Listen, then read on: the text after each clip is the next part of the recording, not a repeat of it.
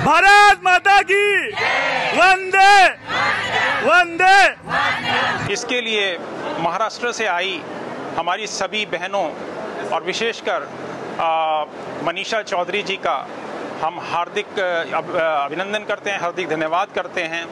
और उन्होंने जो हमें स्नेह दिया, प्रेम दिया, ये हम वचन देते हैं कि बॉर्डर पे ड्यूटी करते हुए हम हमेशा देश की रक्षा में तत्पर रहेंगे।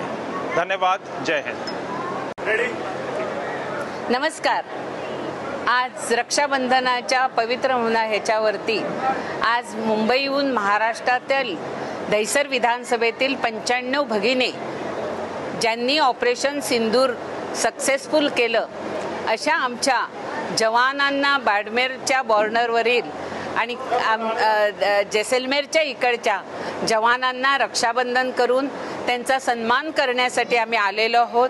ज्याप्रमाणे जवानांनी आमचं स्वागत केलं आणि आमच्या बहिणींकडून प्रेमाने राखी बांधून घेतली।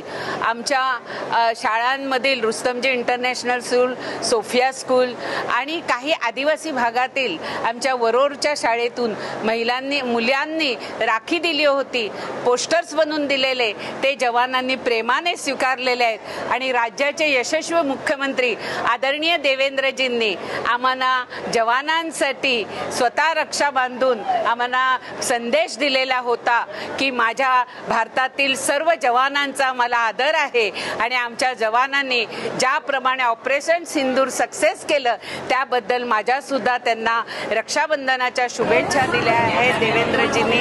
आणि माझ्या सर्व जवानांना मी माता राणीला विनंती करते, ह्या जवानांचं रक्षण केलं तर आमच्या सीमेचं रक्षण होईल आणि आमच्या सीमेचं रक्षण केलं तर भारतातील प्रत्येक नागरिक सुरक्षित राहील।